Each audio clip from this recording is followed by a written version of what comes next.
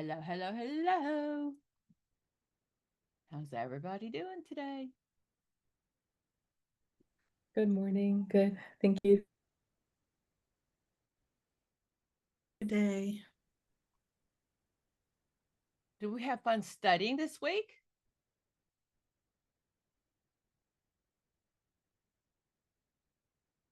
Of course we did, because it was so much fun.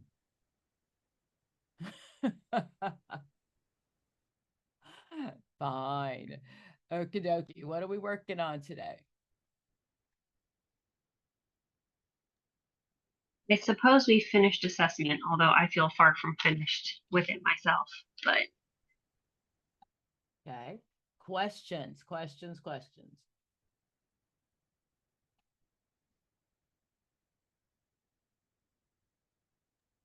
I do have one. Let me pull it up.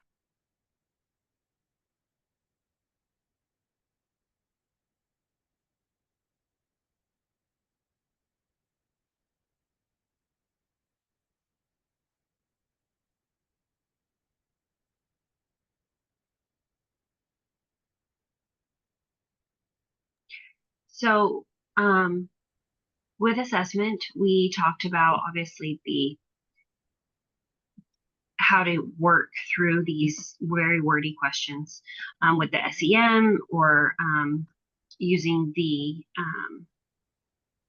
other term for how many go up, how many go down. Help me.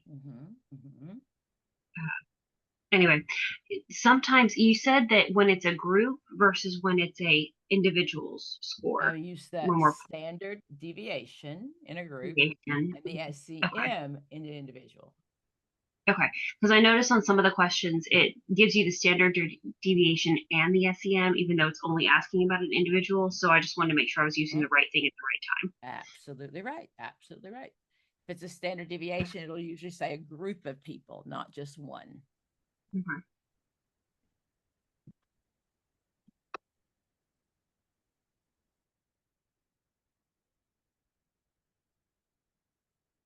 Okay.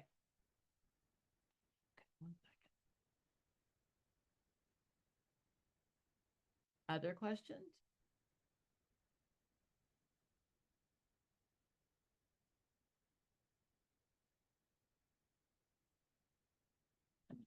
Give me 1 second.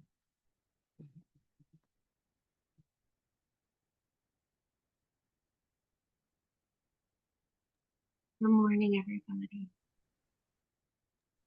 Hi, Joe. How's the baby? He's good. He's big. He was 2 months on the 27th. So already? Wow. I know. He's getting so big. He's actually been sleeping through the night, which is awesome. But he's getting up at like 7 o'clock and wanting to come and feed and all that fun stuff. But he's sleeping through the night, which is just such a blessing. Yes, good for you. Good for you. Kathy, when are you due? I'm due January 24th. Okay, you got some time to go. How are you feeling? Good. I feel like I don't know, with the girls, I didn't feel as big as I feel now. Like my stomach is, yeah, it's just growing.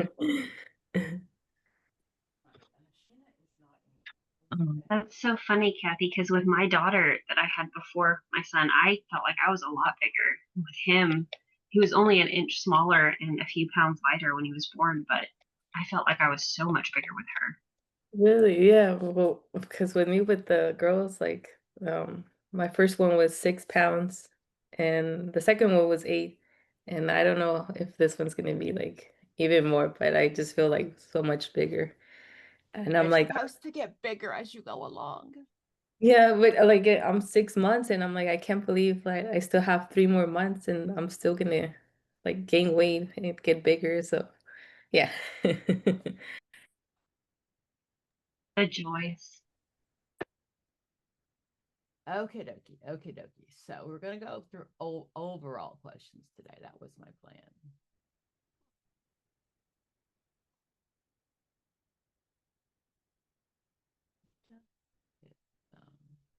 Kathy, you was right. We do have one more week. I had to look at it. I said, God dang it. Now I got to reschedule. I had to reschedule, like, just cause when I seen, I said, "Oh my goodness, she's so right." Oh man, I gotta reschedule. Thankfully, I didn't have to pay because I paid already to reschedule, so I cancel it and then reschedule all over again. Oh, So okay. Okay, so what do I miss? Is this our last week or we have one more week? we Yeah. got one more week with you. Oh, okay, I'm glad to hear that because I have written down from our first day that tutoring ends November 5th or October 5th. So I must have written that down wrong. Thank you, Shantia. I There thought was so probably too. a time that I was out.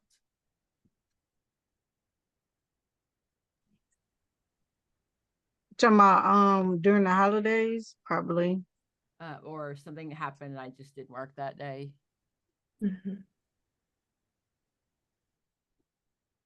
It could have been the time where you had problems with your computer and it took like almost a whole hour for you to get in. That could have been it. Yeah, that was the one. That's why I put it at the 15th. There's some code of ethics questions.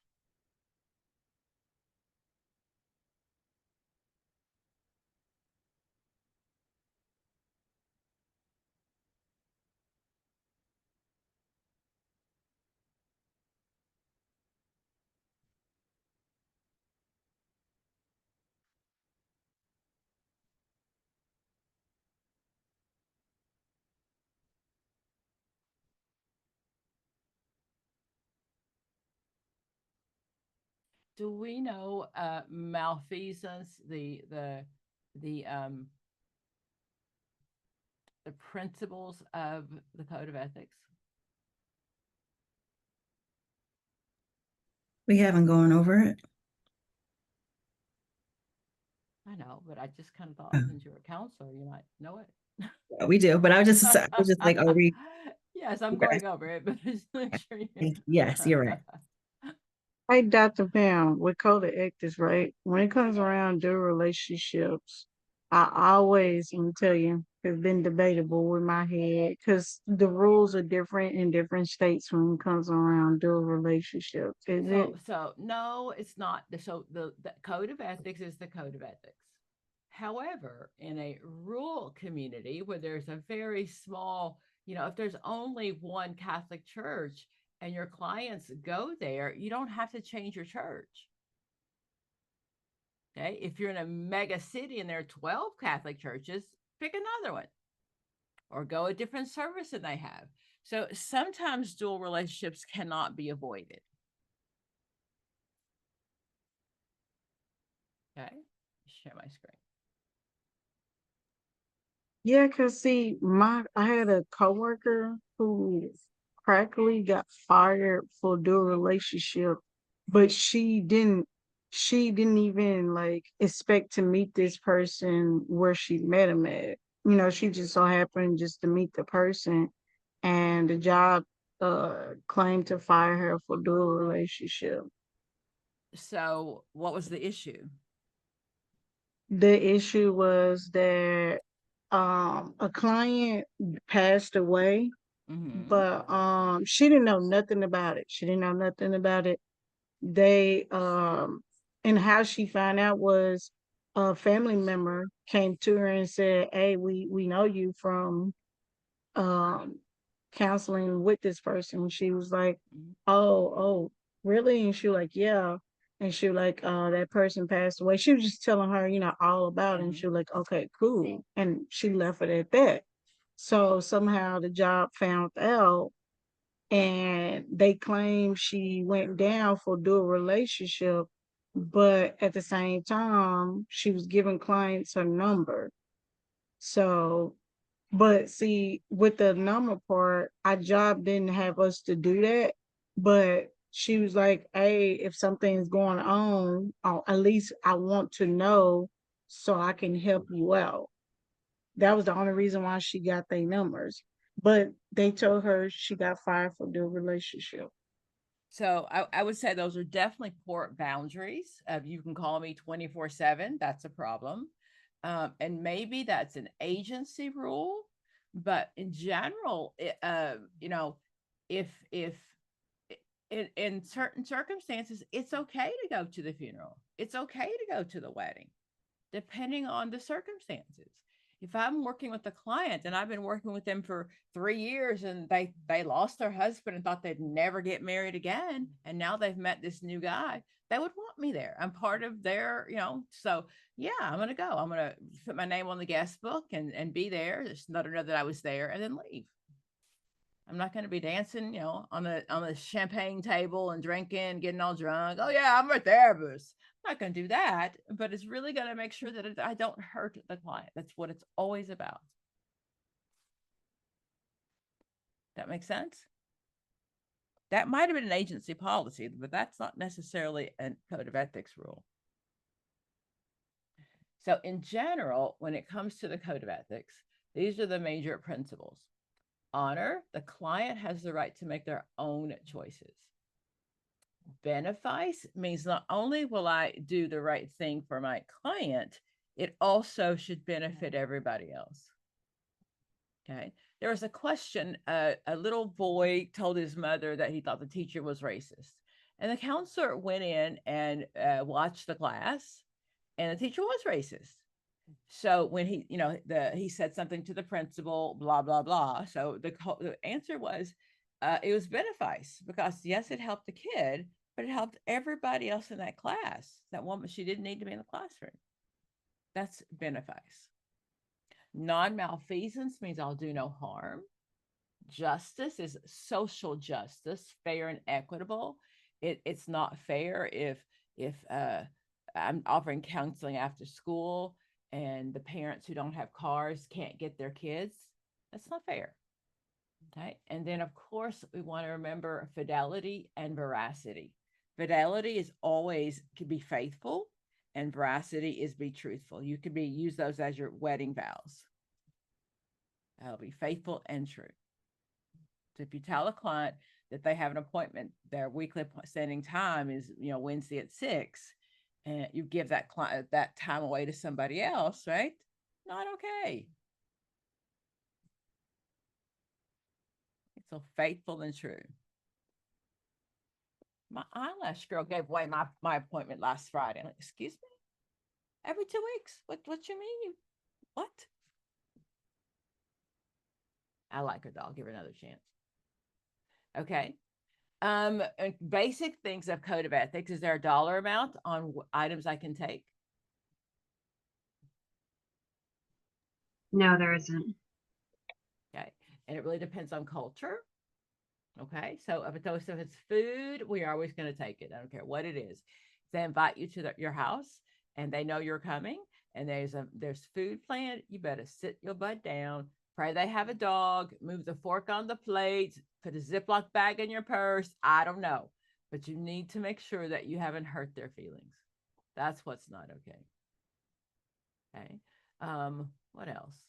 Let's look through questions and then we'll go back.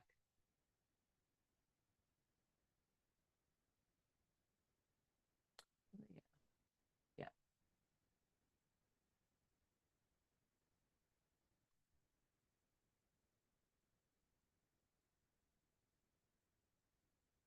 Okay. I'll start with you. Joe.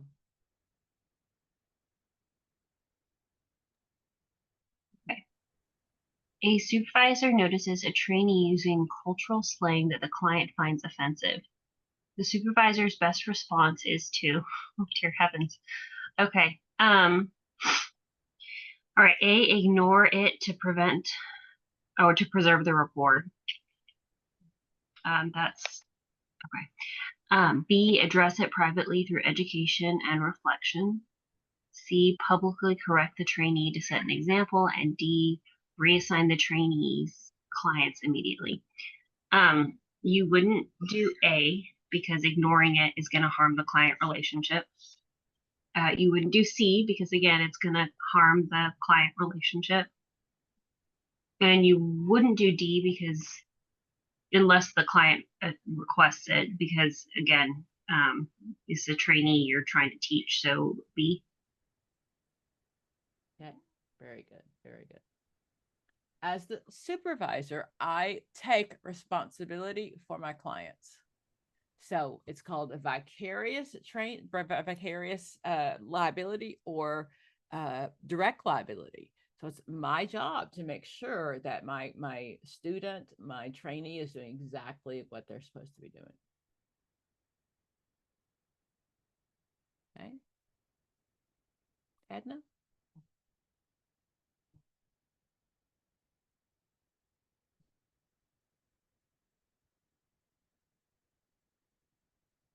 Sorry, I was on mute.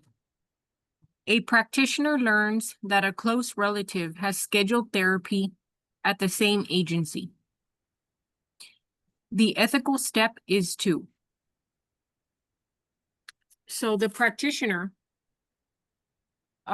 which could also be like the clinician or the therapist, they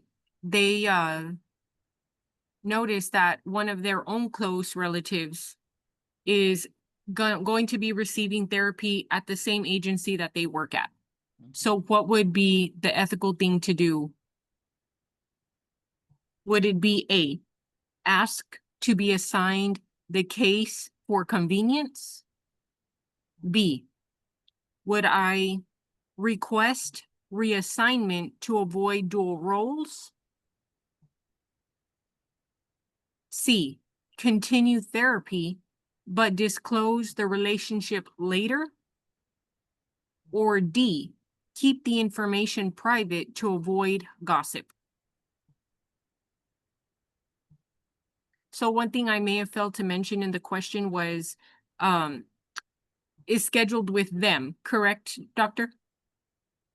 Nope, doesn't say that. So just in the agency period, okay. Yep. Don't add words. I would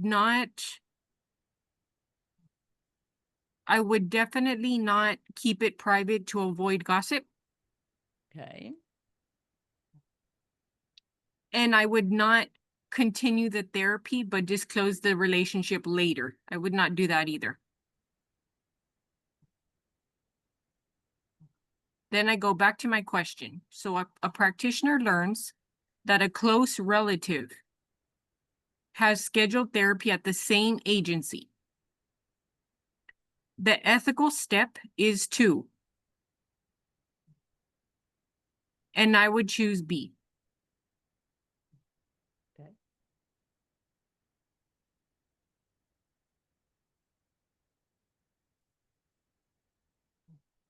Very good.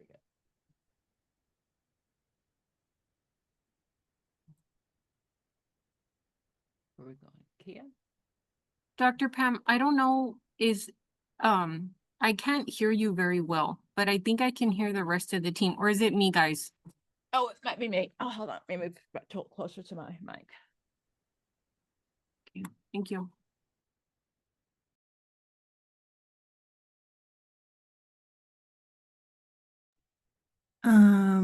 Could you scroll up a little bit? So thank you. A counselor working with undocumented clients is subpoenaed for records. The counselor's first step is to A, submit all files immediately. B, consult legal counsel, inform the client as permitted. C, refuse to comply under any circumstance. Or D, edit notes to remove immigration information. Well, I definitely wouldn't do D. Definitely wouldn't do that. And I wouldn't do C either. I probably just wouldn't have even written in my notes anything about his status. Right, exactly. So my answer would be B. I don't know if that was always been the case, but now if I were practicing, I think I'd just forget to write that in there. Oops.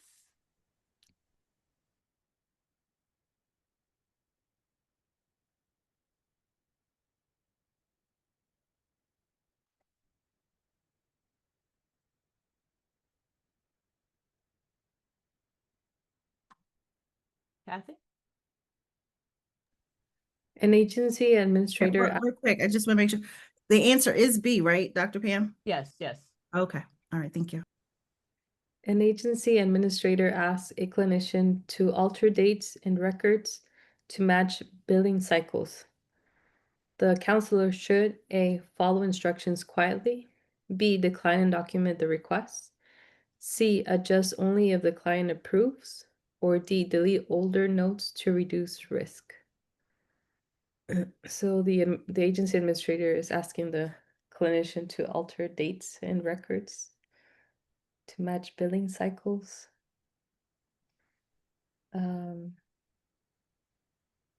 I would not pick D, delete older notes to reduce risk.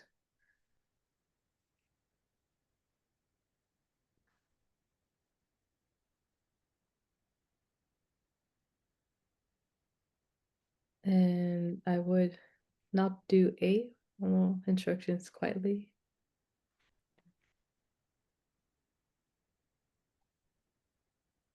And I would go with C, adjust only if the client approves.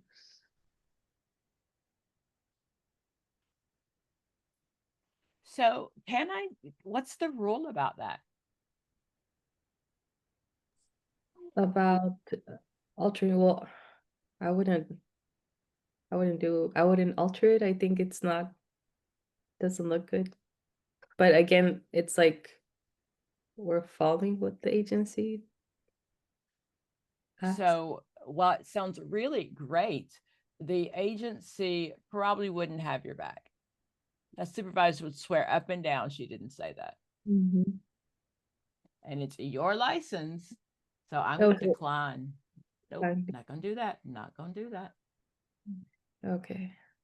I can add an addendum. I can go in and say, on this and this date, I made a mistake, or the client, whatever. I can add something later, but I'm not changing records. I'm not.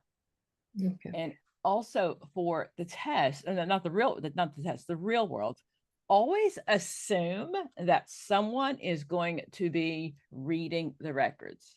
Always assume that. What we know is, one of the cases here, it was a case where the mother, this local mother and the gym teacher was accused of sexually molesting like 6 girls. And the thing was that the, what did it let her in? Yeah, okay, make sure that you in. Okay, and the thing was the client who wrote the note, her notes were on CNN. So always assume someone's going to read your notes, whether it's the client, whether it's the court, whether it's your supervisor. Always write it that someone has the right, someone can keep your notes. Now, remember, you do have the right to have a separate set of psychosocial notes. So if you write in your form, that you write in your chart, the client reports she was raped by her brother, and there's more details, and you don't want to give the details for everybody else to read, you can have a separate set of psychosocial notes, but they don't exist. The judge says all notes. He doesn't know that you have those, so he would have to ask you specifically, do you have a separate set of notes? Okay, so you're allowed to keep your own set of psychosocial notes. Okay. I have a question about that. Mhm. So in order to do that, where would you, I know this sounds like a dumb question, but where would you store them? Because I know when I did some private practice stuff, I had a filing cabinet with all the other therapists, and that's where A, B, C, D, F, G, everyone was in. So I assume you wouldn't want to put them in there with all the other notes, because then, No, so how but I would keep them in a locked drawer. If I could keep them in my office, I definitely would. If it's, these days everything's online, so make sure it's in a maybe even a hard drive that's password coded. It's not about you, it's about protecting the client. Everything we do is always about protecting the client. That's why I was asking, because I was trying to figure out where you store a second set that would be as secure as, what the agency provides or whatever else. So that makes sense. I definitely think that, like, the rule for the test is there's no limit. It follows stating guidelines on how long we keep records. That's the current rule. I truly think that that will change. I think because before many states had 7 years or 5 years, but now that everything's digitized, there's no reason we would ever get rid of records. Before it was a physical space of keeping records, but now that's not true. But for the test, it's follow state and local guidelines. Good morning, Sheena. I'm glad you're here today. Good morning. Thank you. Okie dokie. Shadia, I'm with you. And a formal psychological assessment is requested for courts or legal proceeding. What term is used to describe such assessment? So the question is asking what psychological assessment is requested for the court to proceed and which term is used for that assessment. Mm-hmm. So A, criminal evaluation, B, standard legal assessment, C, legal standardization, D, forensic evaluation. So A is out of question, criminal evaluation, Mm-hmm. and D is out of question, forensics evaluation. That's your answer. Oh, it is? It is. Okay, so a forensic evaluation usually is used at the time to see if the client was mentally competent to stand trial during that time. And of all of the terms, this is the only one that we could do. Forensics evaluation? Huh. I'm gonna learn. You know what? That is new because I did not know that. You can. So the rules are, especially if you become, a specialty in this field and you're known for the best, CBT expert or the best EMDR, or you've worked with step families. So a forensic interview, you'd be called in as the expert and to meet the client and give your clinical opinion of what's happening. I have a client now, well, she's not anymore, but she worked on Rikers Island and she was part of the forensic evaluation team. So she was a social worker, and part of the team was to decide if this person should, if they were able at the time of the crime, were they able to make the right decision. Have one also had one. She was from Alabama, and her job, she worked for the prosecutor, but her job was to find information of whether or not a person should be put to death. So old school records, old, family members, looking if there was some kind of mental health diagnosis that was never diagnosed or any kind of bizarre behavior. So most definitely. So what is standard legal assessment is the same as legal standardization then? Yeah, we don't do anything legal. Okay.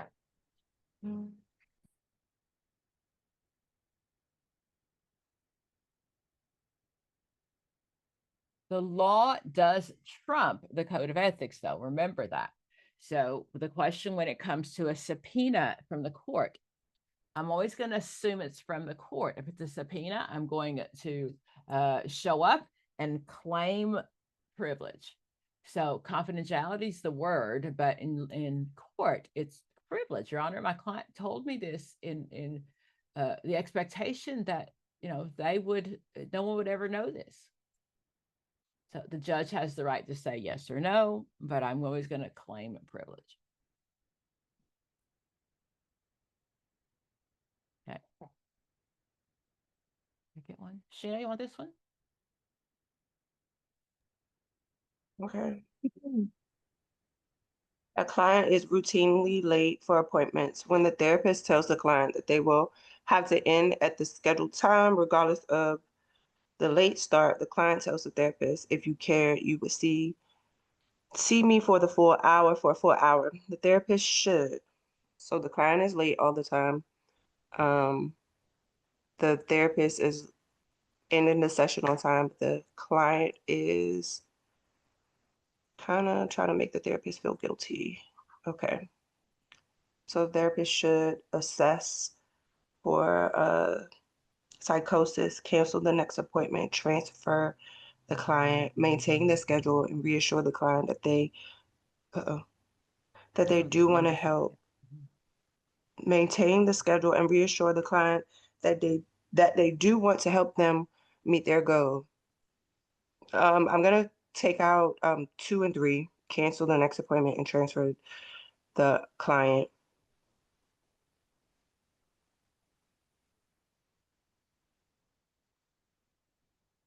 I'm gonna say 4, maintain the schedule and reassure the client that they do want to help them meet their goal. Smack them across the face was an option. How dare you? Look here, it's not, but look here. They doing too much. So, like, because I know with this one, no matter what, you still schedule them, you still gonna end the schedule because, you could have a client, next coming in for the next hour in, and that's not fair. So even if you didn't, mhm. the client is late. Mm-hmm.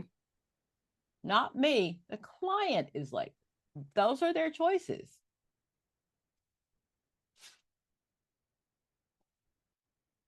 Make sense? Yes.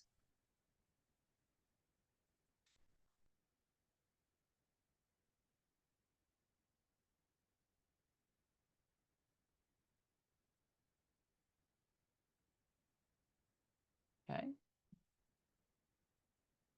We're going back to Kia.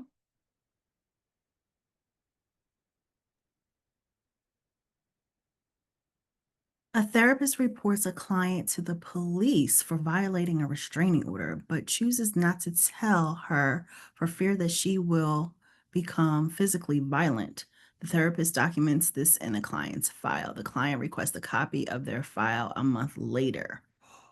Ooh, the therapist should. Scandal. What's the code of ethics say?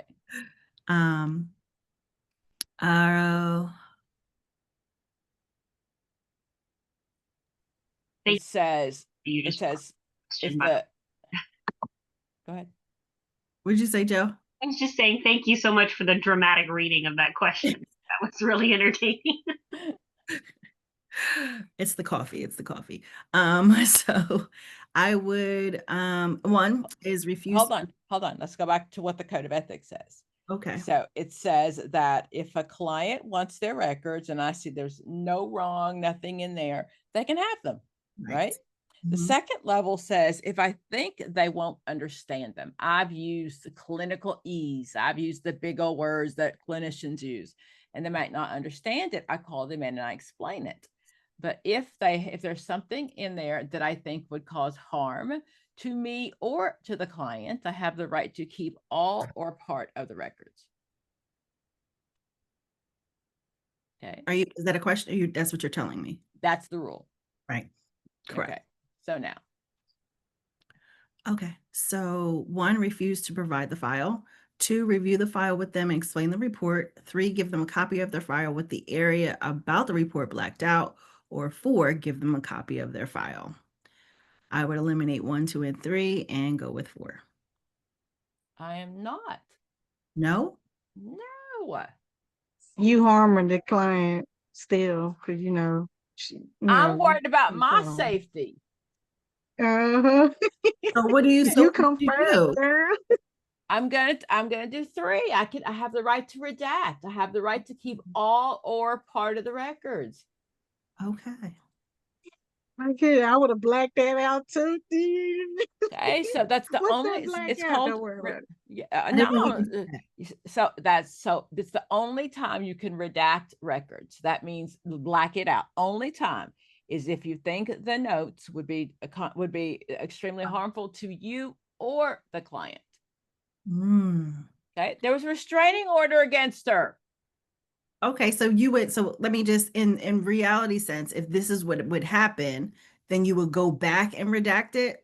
Yes. Okay. It says she came back a month later. Okay. So a month later, I want to take that out. I don't know what kind of state of mind she's in right now. Okay. Okay. I'm gonna no.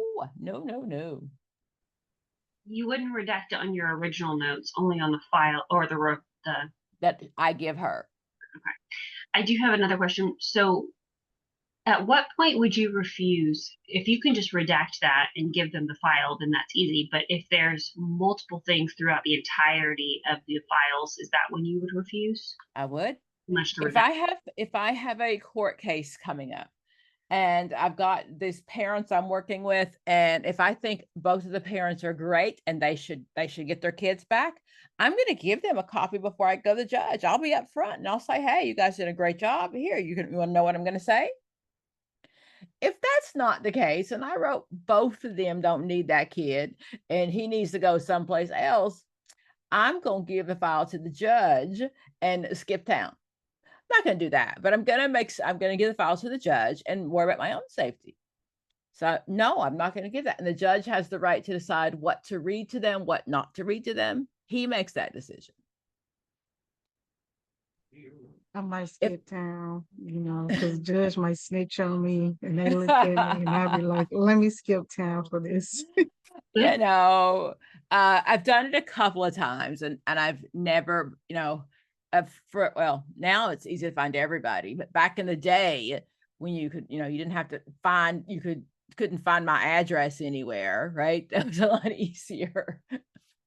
Now you can just Google anybody and, see in their house and stuff.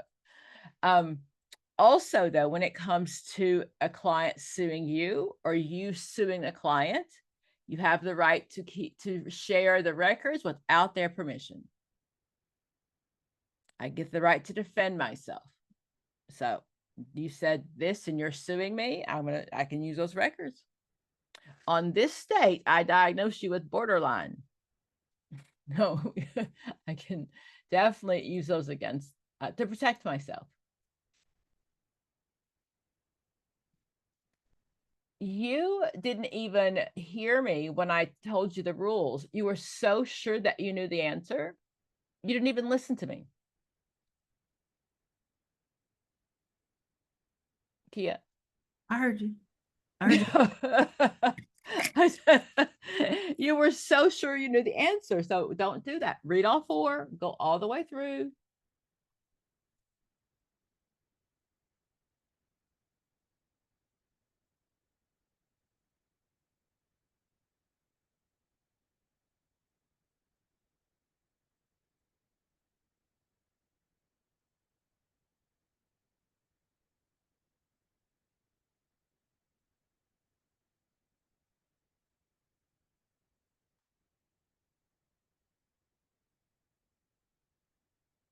Okay.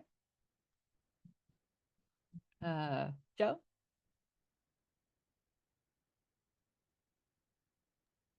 Right. Jane works as a therapist in a psychiatric hospital.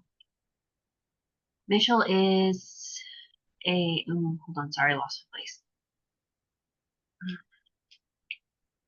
Is scheduled for discharge today, but housing cannot be arranged until tomorrow.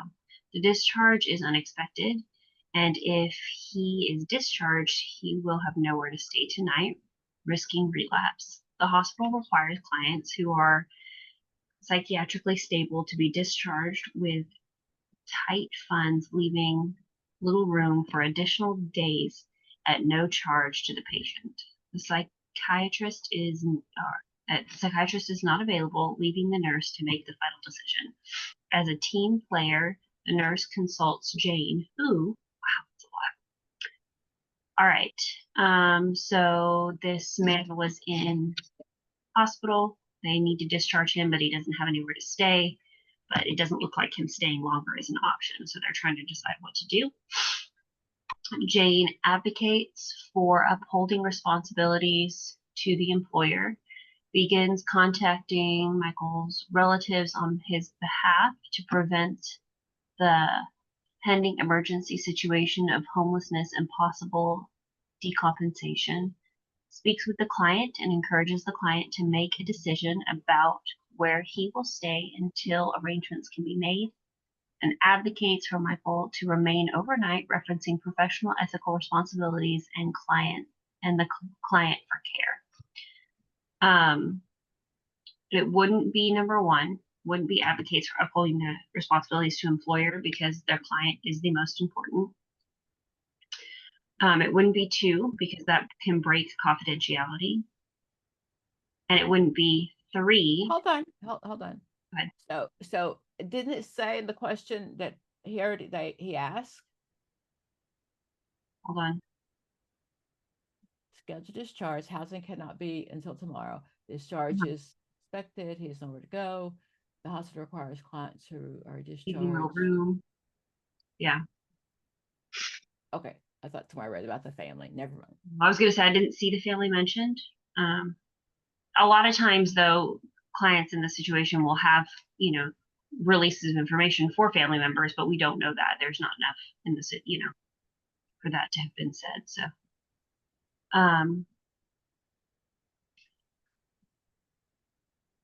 I'm struggling between 3 and 4, having worked in a hospital in this. No, we don't care. I'm still struggling between 3 and 4 because I don't think it's 3. I think if the client could make this decision on their own, we wouldn't be worried about decompensation. Okay. So I believe it's 4. Absolutely. Okay. I have a hard time not overthinking it. Okay. And most hospitals are going to say, we don't care. Get the heck out of here.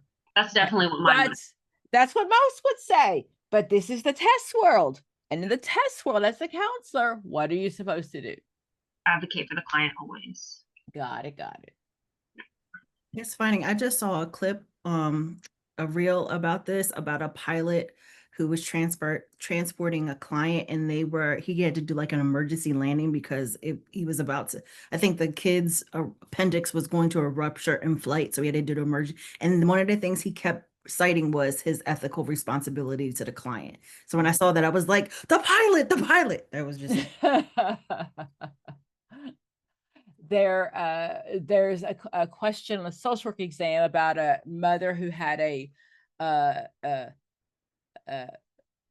she just moved to the area and she had to have some kind of emergency surgery. And the right answer is call CPS. She had 2 young children and she didn't have any family. So there's nobody to watch them. So call CPS was the right answer. And that feels so yucky, but that's the right answer. Matt, we're at Joe, Kathy.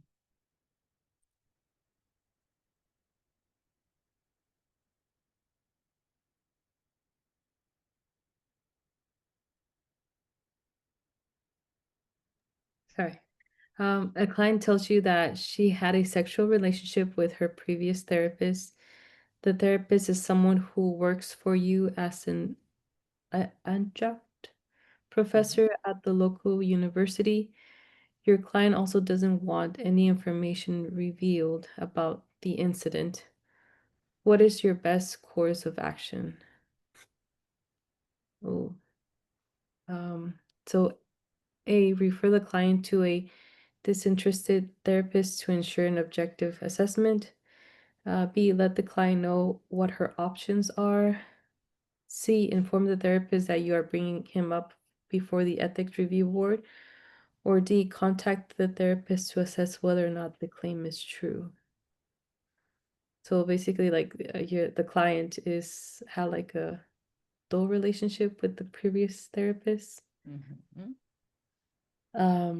And the therapist happens to work for me at my university. Mm-hmm. But the client doesn't want, that information to be revealed. Mm-hmm. So the best course of action is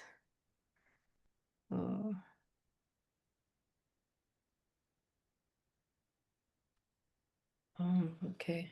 Can I rule out? Okay, rule out. So I would rule out C, inform the therapist that you're bringing him up for. And then why can't I do that? Because it's confidentiality. Absolutely. And then, and also D, I would eliminate that one. Contact therapist visits were not true.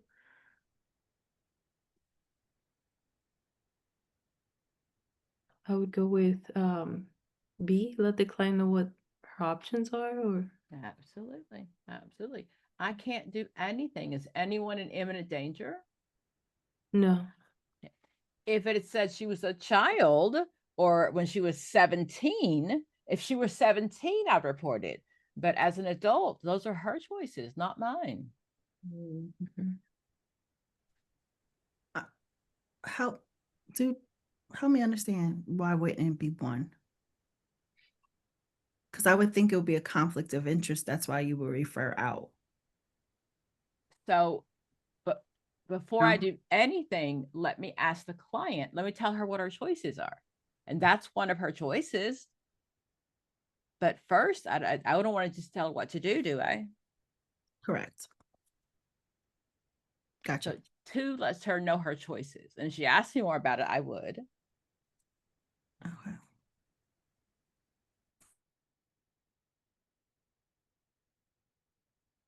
She can report to the board. I can't report to the board.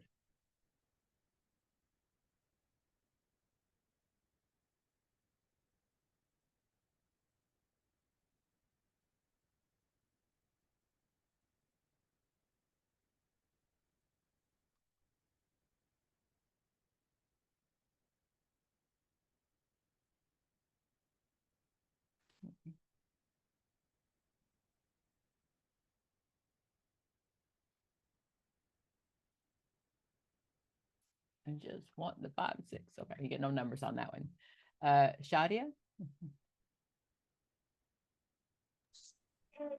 Mr. Xavier presents to you and his company employee assistance program following a medical crisis secondary to smoking.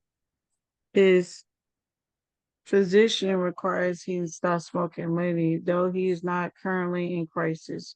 Where's the first treatment to consider? So Xavier is coming to you in his employment assistance program following with the crisis for secondary smoke, even though his physician told him to stop smoking. They don't consider this to be a crisis, right? So going to my answer choice, 1, case management to address both medical health issues and need for smoking cessation. 2, individual therapy service with goal of smoking cessation. 3, family therapy to address his recent medical crisis and currently medical condition. 4, advocate to enable him to access service to afford smoking cessation. So number 3 is out of question. And number 1 is out of question. And we're left with 2 and 4. So we go back to the questions.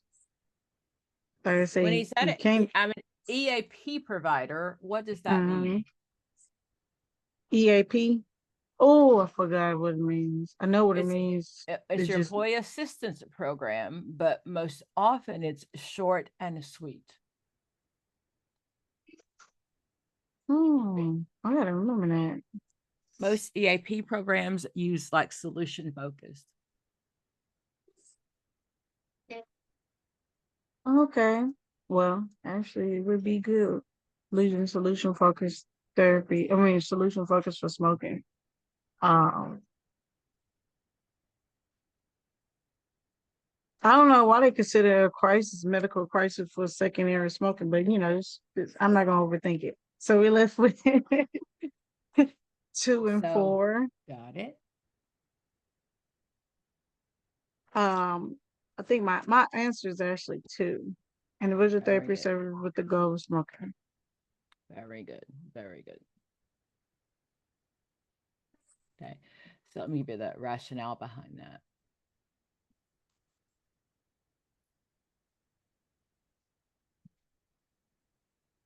I mean, I would think that he get that anyway. Individual smoking for go for smoking cessation anyway. Especially you just said he come to you with EAP.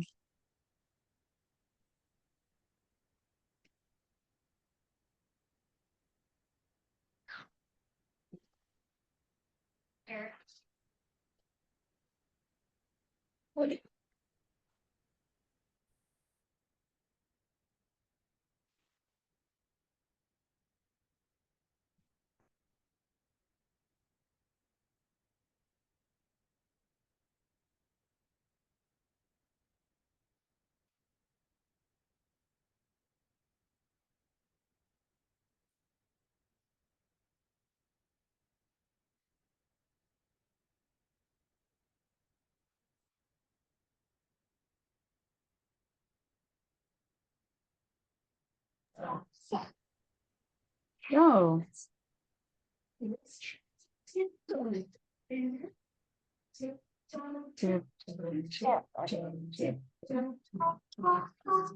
Hop, hop, hop. Running, running, running. You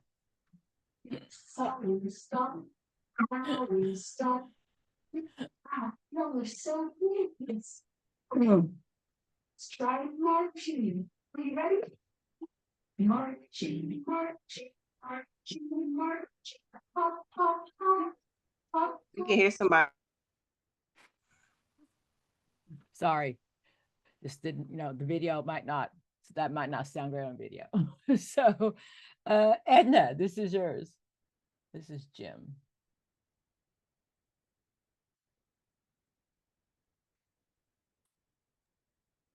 Alrighty.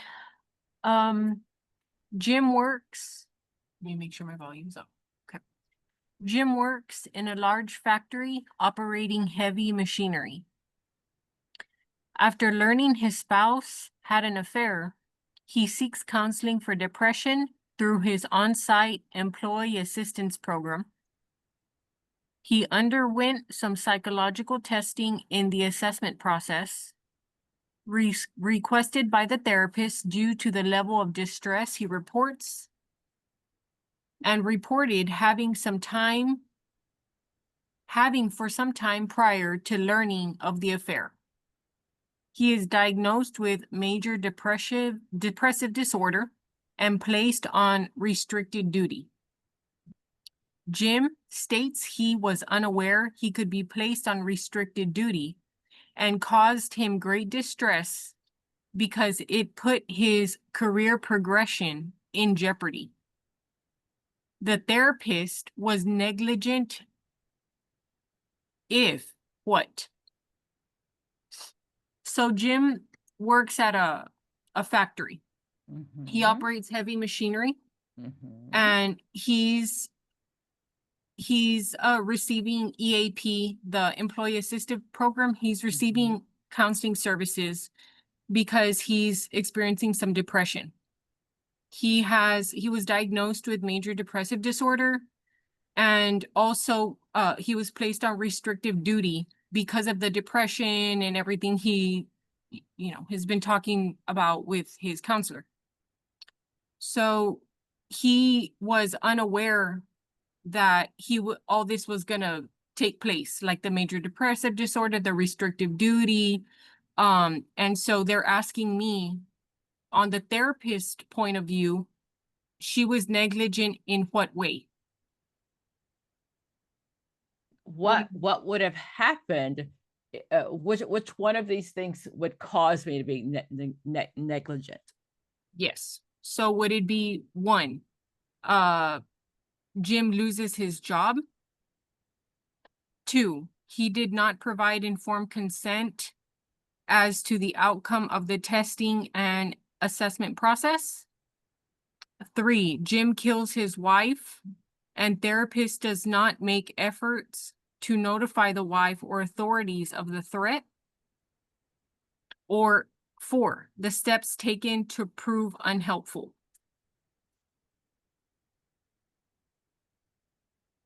So 3 of these things are things that would not have been my fault.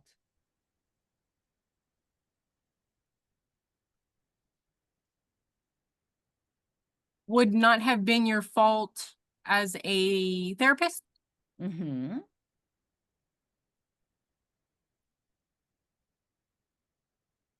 Let's look at the first one. If Jim loses his job, am I responsible for that? No. Okay.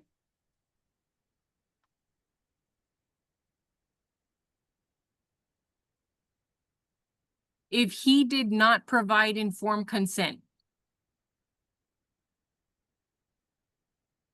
I'm taking that out or keeping it in?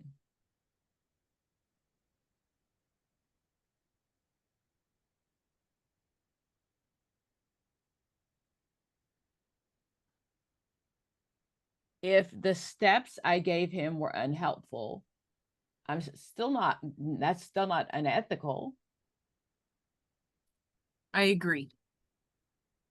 So between 3 and 4. But it's still out of your control if he kills his wife. But if you didn't make the effort to notify the wife, well, then that's not good. Is there anything in the question that says that he is talking about that? No, there's nothing about that. So I can't support that. So B is my answer.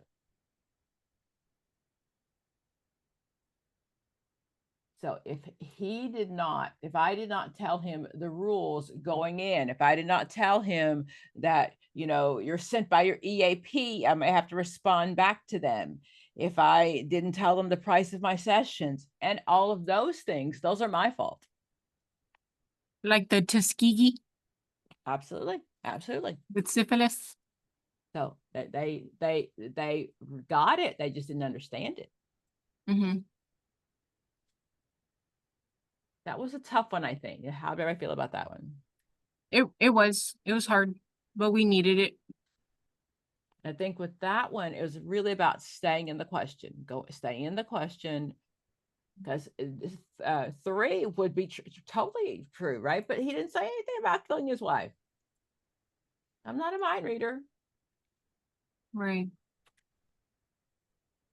Thank you, doctor.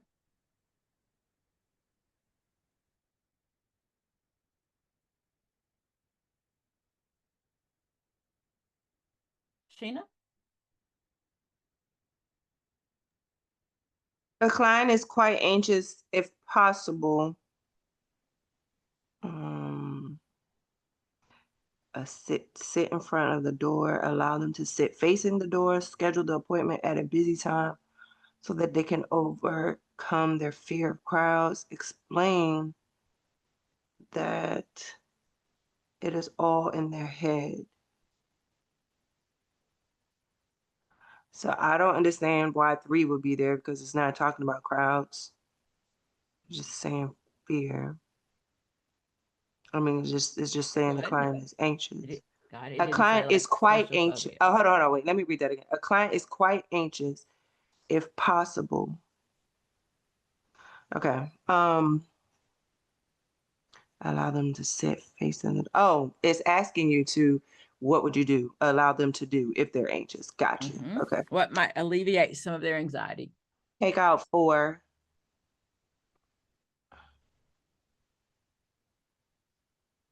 I would say allow them to sit facing the door.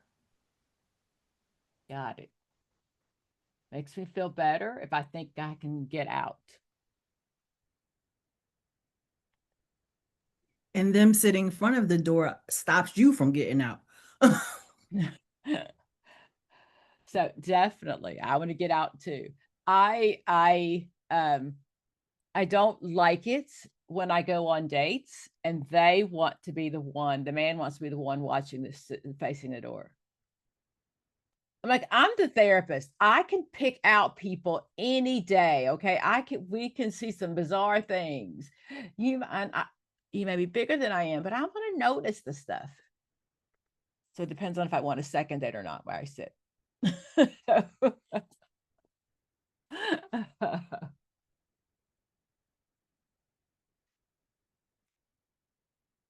Do you not think because of your profession that you are more likely to read people than people who are not? And I think, especially in the world that we live Absolutely. in, Yes, we need to be aware of our surroundings all the time these days. we really do. It's getting bad Sad. out here.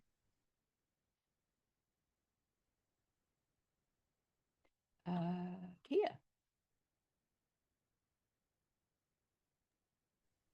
Fred, age 15, entered the probation office, kicked over the trash can by the elevators, kicked the chairs, began cursing and demanding to see his probation officer immediately. The front office staff became alarmed. What is the best description of Fred's behavior?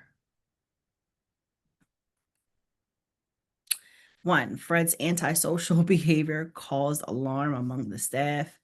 2, Fred was hostile and demanding in the waiting area. Fred showed poor judgment when entering the probation officer when demanding to see his probation officer. And Fred demonstrated hostility by being destructive with property, using curse words in the lobby, and yelling, "I want to see my probation officer now," to the front office staff. So they're asking, obviously, what's the best description? Immediately I think about subjective versus objective. And I would go with Rule out. 1, 2, and 3. Okay. And I would go with 4. Very good. It is very detailed and objective. Very good. That's the thing, we had that in my job where we had a client that did all that. They had came the man therapist came in to address to ask what was going on with the client and got him to calm down good enough. But when clients do that, they be getting ready to call the police on them. ASAP. I do. And especially again, in these days, it's okay to say he can't come back. And for when I was in practice, I may have known the client and I felt safe with the client, but I didn't have the right to put my other staff in danger. So that's the issue now is they'll come back with a gun. And that's not an option.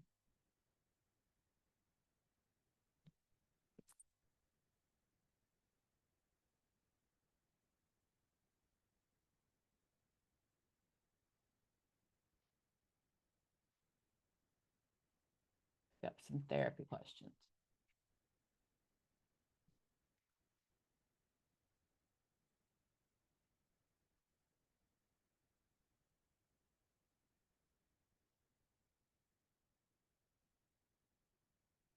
Volunteers?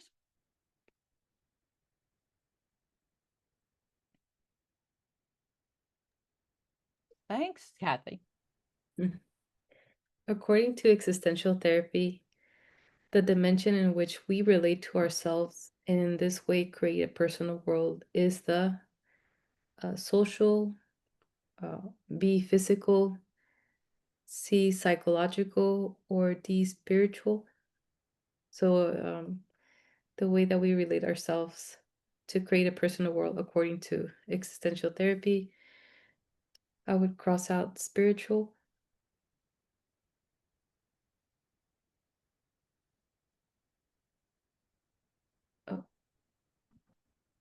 Oh, I'm sorry. I'll take out social too. Sorry. And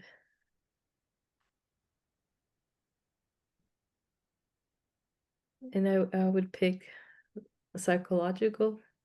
That's the way we create our personal world. That's my answer.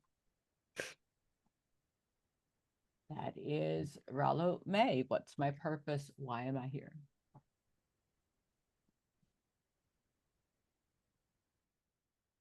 Usually Carl Jung. Sorry. No, wow. Usually Viktor Frankl. Yeah.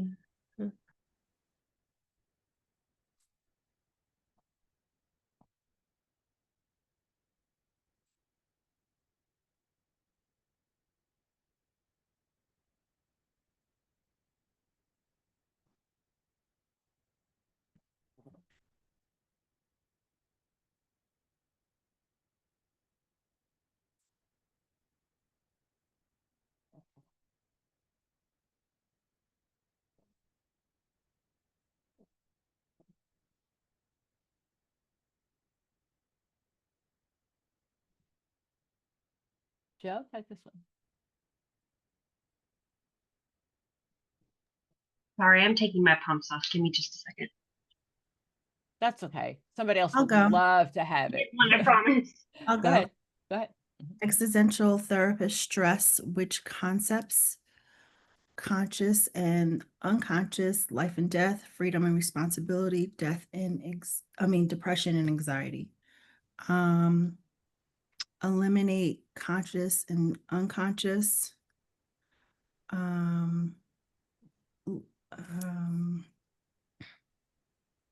Depression and anxiety. And I'll go with freedom and responsibility.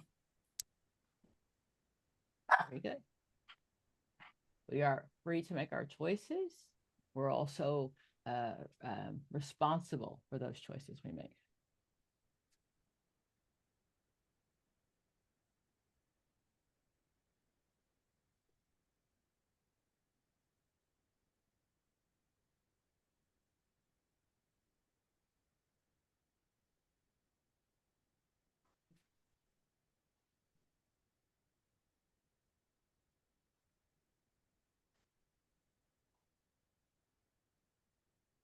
Who wants this one? I'll do it. The toll booth collector ripped the ticket to pieces after being insulted by the driver. Which defense mechanism does this scenario best represent?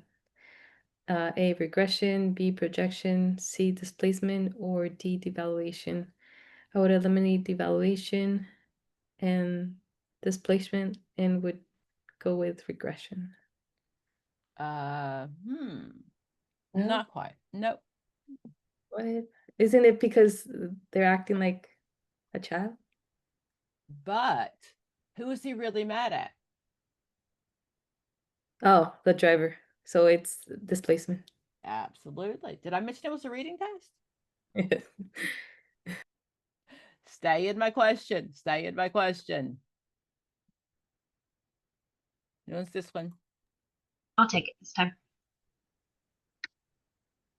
A wife, furious with her husband's waste of his paycheck, shouts, "Why are you so angry?"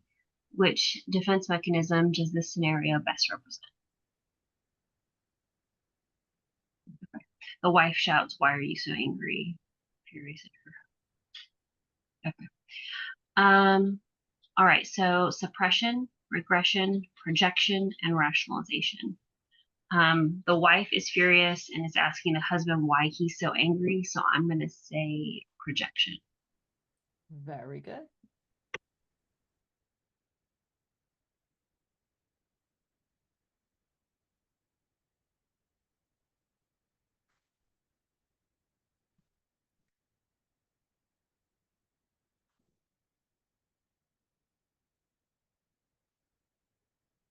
Volunteers? Who wants to pass? I could do this one. Go Your ahead. client indicate that since her husband left her, her entire life has turned upside down. She has to support the rest of her family completely on her own, and she still misses her husband. As a therapist, you respond to her saying, when your husband left, you're forced to confront things on your own, whereas previous you and your husband had done them together. In a scenario, what have you done? It's called, right? So the client explains that her husband left, everything is just out of whack. She had to do everything her own. She still miss her husband. And the therapist pretty much explained on their own words what she said. Mm-hmm. So it's not self-disclosure, it's not confrontation. It's paraphrasing. That's how you got through grad school. Yes. Okay. Keep going. Restating the client message with an emphasis on the client effective message is, are we restating it now? Okay. Where it's not paraphrasing, it's not rephrasing.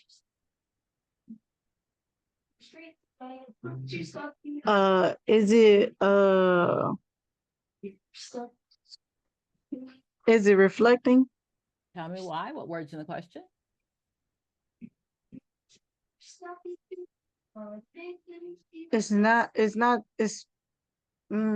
We're stating the client message with emphasis. The client's affect. Your affect is the same as your mood, the feelings. That's that word. Your affect is also talked about your mood. Those are feelings.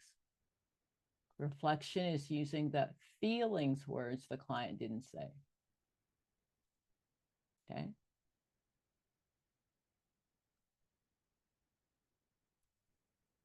So that one is one I have to know vocabulary. I have to know the AFFECT, right? That is the mood. The look on my face, it should match my mood. Okay. Volunteers? I'll take it. Go ahead. When Mark was 3, he began taking his sister's dolls. He had been playing dress up in his sister's clothes for some time, but his parents did not think much about it until he started trying to throw away his own toys.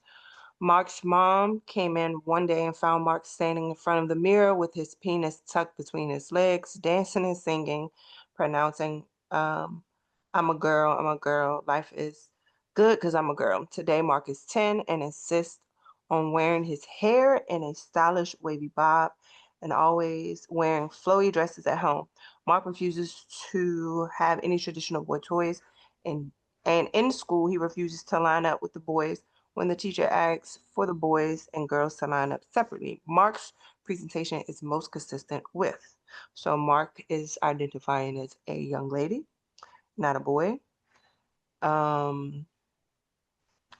So his presentation is most consistent with either body dysmorphic disorder, bisexuality, gender dysphoria in children, secondary sexual characteristics.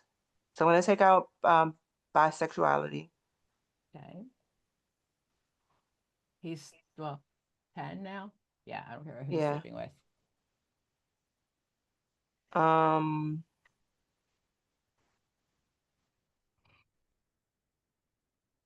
going to take out the, number 1. What's that? I'm not 100% sure what it is, but I feel like it's the one where you look at yourself in the mirror and you see something completely different than what's there. Got it. Michael Jackson had it, right? So he saw his body. Anorexics have it. They see their body is very fat, even when they're very, very thin. Okay. Tammy Roman. When I think of that, I think of her. Okay. Okay. Secondary sexual characteristics. I want to say it's 3, gender dysphoria in children. Got it. He's unhappy with the gender he was assigned with at birth. Dr. Pam, I met a lot of people that's like that, but then they classify themselves as they start to become a transgender. Is it still gender dysphoria as adult, or is not? So if I change my gender, then I'm happy. Right. So if I go through that and now I'm, instead of being Bob, I'm Sue, I'm happy with my gender. I've always believed that I was a girl anyway.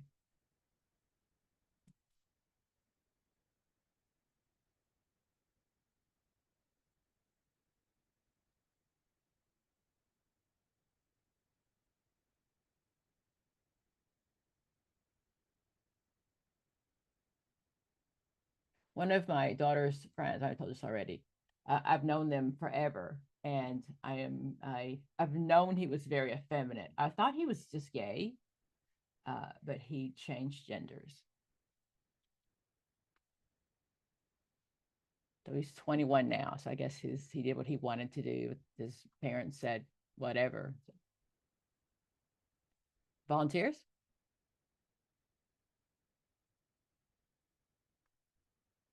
Thanks, Edna. I can do it.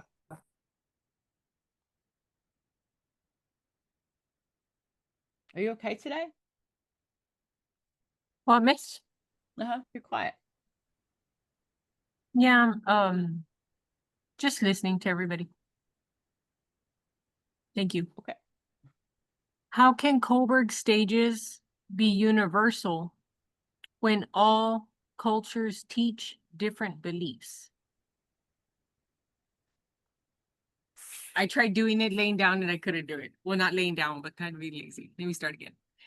Okay, how can Kohlberg stages be universal when all cultures teach different beliefs?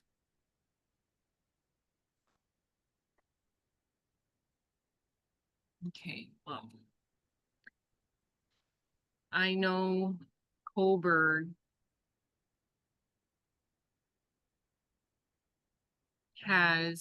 is morality. Got it. And I know that this is the one where we have pre-conventional, conventional, and post-conventional. When it's pre-conventional, we are doing things for ourselves. So I'm doing it for the gold star. I'm doing it for me. But then the conventional, most people they stay here in the conventional stage, and that's I follow the rules because that's what everybody else is doing. I stop at the stoplight, I stop at the stop sign, whatever, because that's what everybody else is doing, and that's what's expected of me. And then the post-conventional, that's our Rosa Parks, that's our, I think his name was John Q, and all those people. We also have the Hines story. So that's when I think about Kohlberg, that's what comes to mind. Okay. So then how can Kohlberg stages be universal when all cultures teach different beliefs? Would it be one? His stages refer not to specific beliefs, but to underlying modes of reasoning. 2, there is a universal moral code in humans. 3, everyone has the same idea of what is right and wrong. Or 4, everyone confronts the same problems once in a lifetime. So again, That'd be great if I only had problems once in a lifetime. I know. Like, I'll take that. Can I choose? Like, can I get them early when I'm a kid, or can I get when I'm like 60? When I'm like supposed to be smart according to yeah, okay. I'll let you know when I get there. Okay. No. Okay. How can Kohlberg stages be universal when all cultures teach different beliefs?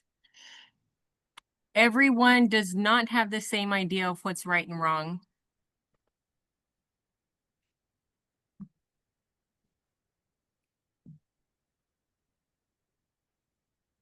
I think I got 4 too. And then just like we were talking about, everyone does not confront the same problems once in a lifetime. So then I'm stuck with number 1 and number 2. Number 1 is his stages refer not to specific beliefs, but to underlying codes of reasoning. Or 2, there is a universal moral code in humans. 1 is what I would choose. Absolutely. Absolutely. Very good. Thank y'all.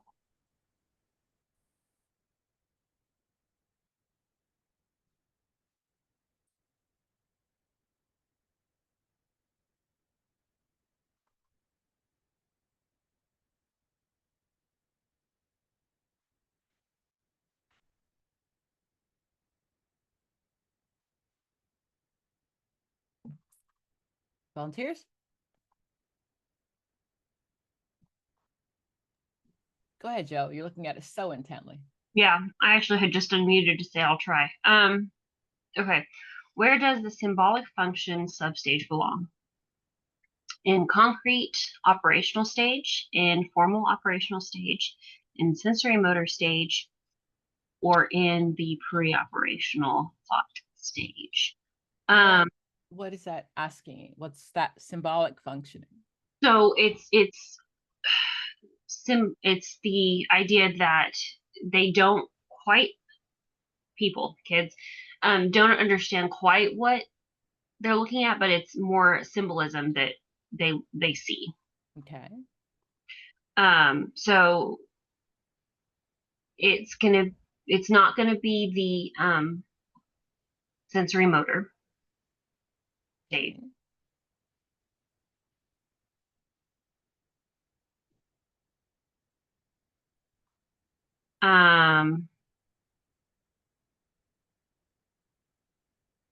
It's not going to be the concrete, because concrete wouldn't have symbolic usage.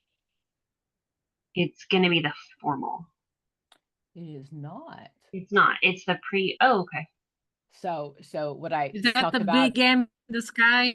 exactly. My kids can't read that yet, but yeah, they know they have happy toys, right? Yeah. Happy Meals. So that's my pre-operational stage. Okay. They like the toy stove like mama has. Yeah. Yeah. Okay. Okay.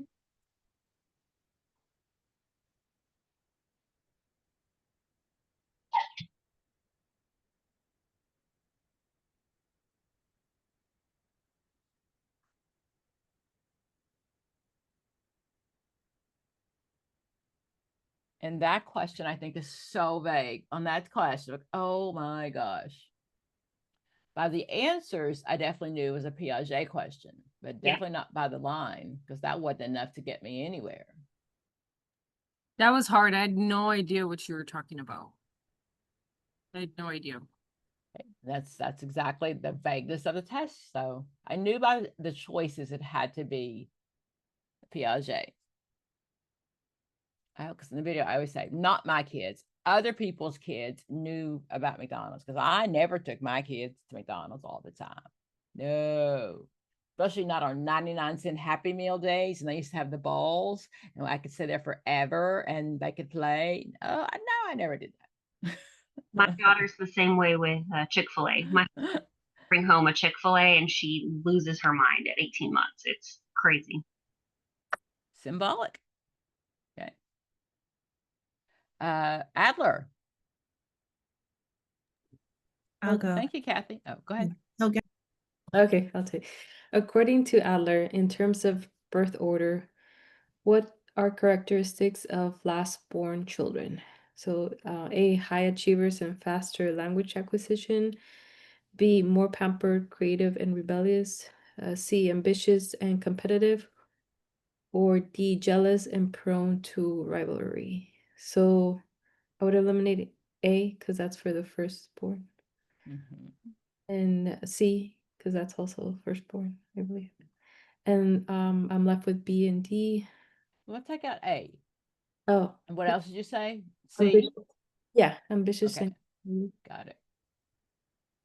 and C would probably be a middle child too. oh, okay. And so either more pampered, creative, and rebellious, or jealous and prone to rivalry. We'll go with B. Very good. So my baby is probably more pampered. Yeah. I see it with my brother. Just you wait till your last one. Just you wait. Because you don't want them to grow up. What's funny, that didn't happen to me. So what? That never happened to me. I'm probably creative and probably maybe rebellious, but pampered. If I ask your siblings, what would they say? They probably would say that. Okay. And I'm just not. saying. Okay. Whatever. We might not see it, but whatever. Oh, Dr. Pam, I have one question that's been bothering me with CBT and RABT. CBT, it's stinking thinking, and with RABT, is that crooked thinking?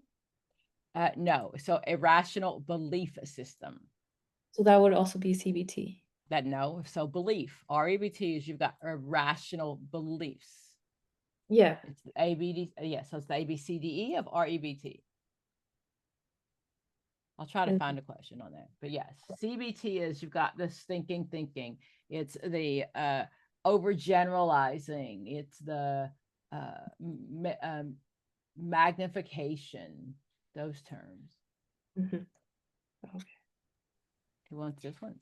Doctor, I may need to talk with you if you want me to send you a separate email, but I was super anxious sometime this week because I had had an individual session, Mm-hmm.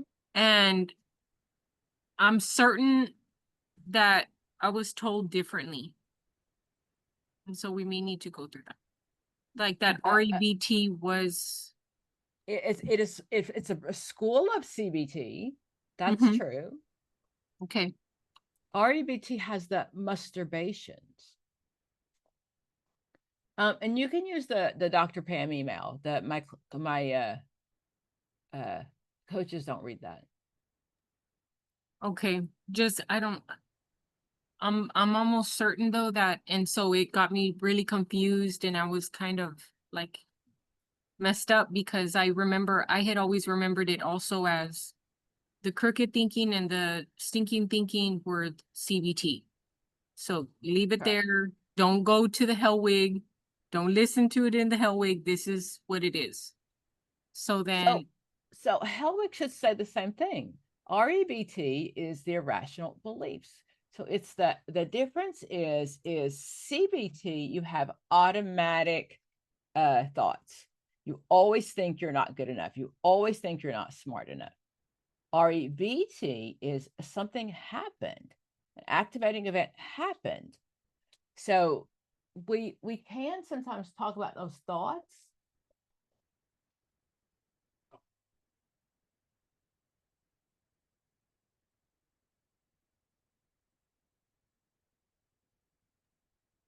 One second. I can do this one.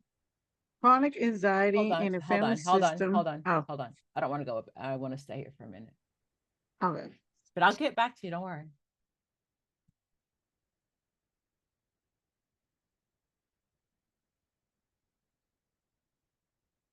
Okay. So the activating event is what happens. So I usually talk about you fail your test. I can talk about your marriage fell apart. Okay. So let's do that. Your marriage fell apart. That's the event. He divorced you. He told you that you're short, fat, and ugly. If you believe that it's all your fault, how do you feel? Like crap, right? The belief systems, the masturbations. I should have known better. I must have been a better wife. I mean, I needed to be a better wife. I should have made more effort to put on lipstick. I should have done that. Those are the irrational beliefs about the event, right? So then I feel like crap. I'm thinking, he's right. There's all these things are wrong with me. I'm going to come in and dispute the belief system. I can't change the fact that he wants a divorce. I can't change that. But I can change how you see about yourself. Let's look at this. Was he the one that was overweight? Was he the one that was not doing this stuff around the house? Why are you taking ownership for stuff you didn't do? I'm going to dispute the belief system. So the goal is you'll have effective new consequences. You'll feel better about yourself. Yes, you got divorced. I can't change that. So that's REBT. CBT is I've got automatic thoughts. Those are the words to look for on the test. Okay.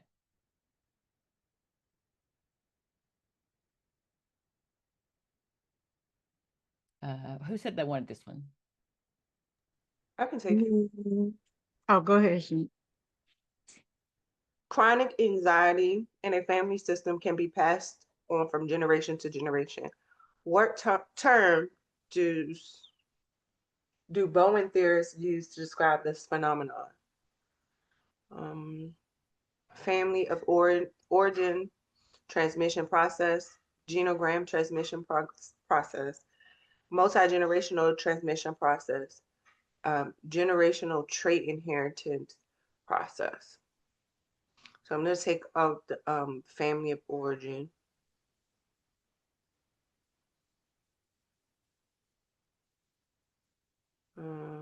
Take out the genogram.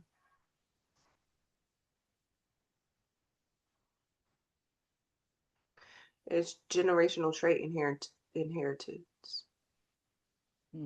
I inherited that my family all got divorced. No. Okay. So I mean, I honestly, when I was reading it, I was like, I'm torn between these two. But so multi-generational transmission would be passing on like anxiety, other things of that nature. But remember that mean teacher made you the genogram, and we're looking at, Papa got married 7 times, and so did my uncle, and all these patterns we pass down, but they're not genetic. Mm-hmm. We can do medical genograms, that's definitely, but that's out of our field of reach. So generational trait inheritance would mean things I inherited. But if my mother never got married and my grandmother never got married, and I do the same thing, repeat the generational behaviors that we've seen. Okay. That was kind of a mean question because they all sounded alike. You had to figure out really what they were asking you. The genogram is the name of the tool we use.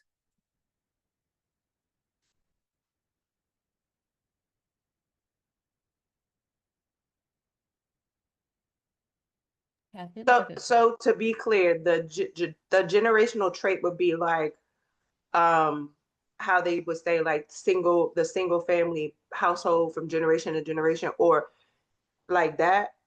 Okay, so this says trait inherited. That's biological. Okay. All right, I got it. That makes sense. Yeah. So if we have a history of breast cancer in our family, that's one that's inherited. We didn't inherit getting married 3 times, and my daddy was married 4 times. Both of my brothers have been married 3 times. I guess the thing for me with the anxiety, I'm guessing, I mean, not guessing, it's we don't see anxiety as kind of being like that, or no? It can be, but we don't know if that's nature versus nurture. Okay, that makes sense. All right, I got it. But I mean, it can be genetically inherited, but we don't know that for sure. Okay, thank you. I see where you're going with that question. Good thinking.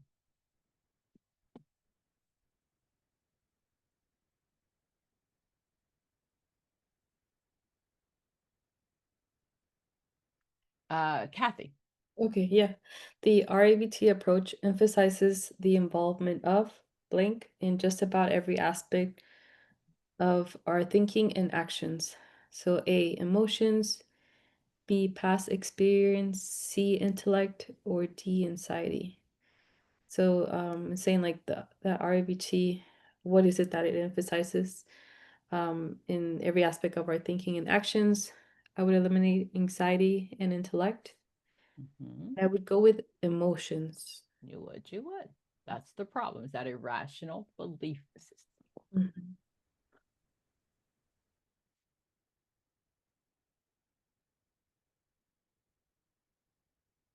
Now, this is one that may confuse you.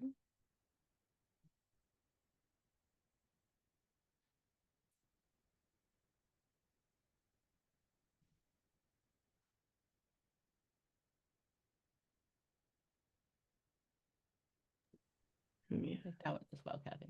Okay. The ultimate purpose of rational emotive behavior therapy is to change the way we A, think, B, think and feel, C, think and behave, or D, think, feel, and behave. I would eliminate think because I more CBT. I would eliminate think and feel, and I would go with D, think, feel, and behave. Got it, because it's still an offshoot of CBT. Yeah, because like the feel reminds me of emotion, like the emotive, which is feelings. Okay, but that's the same process as CBT. I change the way you think, I'll change the way you feel, and change the way you behave. But because it's an offshoot of CBT, that is still the best answer. Okay. That's not what I highlight. Oh, because you're there.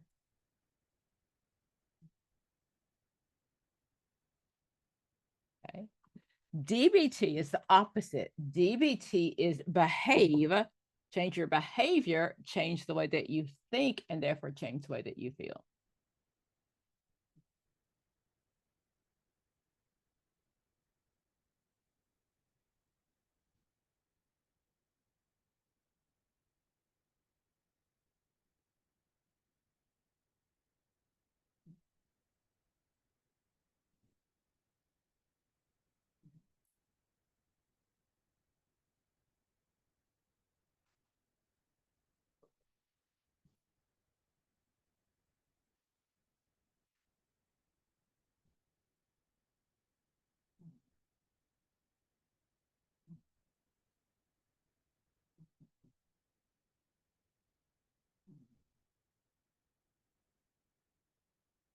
Volunteers?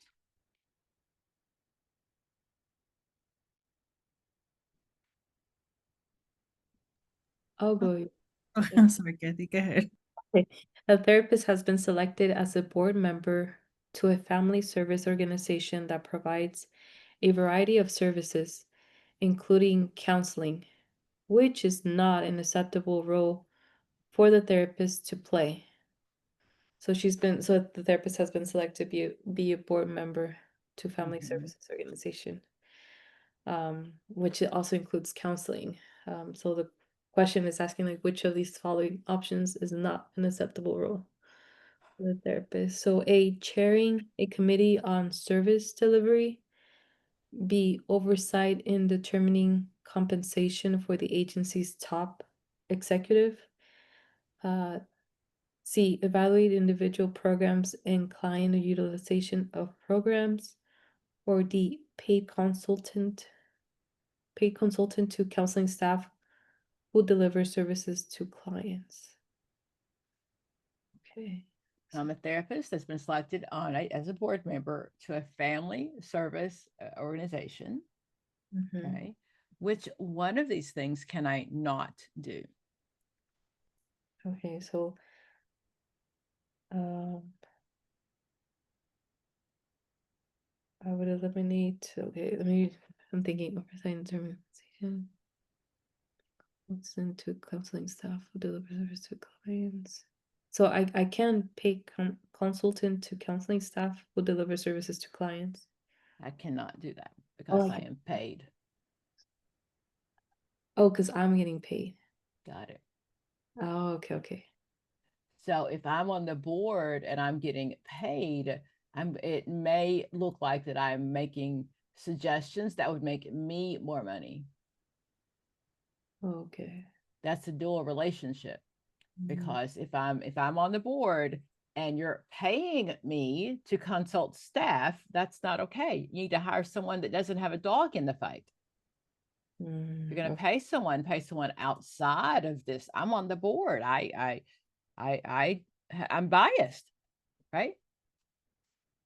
Yeah. You look trouble with that, Mankia.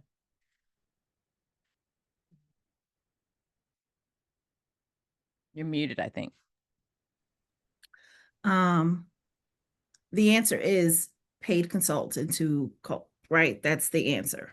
Yeah, that's what I cannot do. Not accepted. Okay. That not throws me off. So yes, I just want to make sure I was on. I was just make sure I was on the right. But I was like, okay, am I?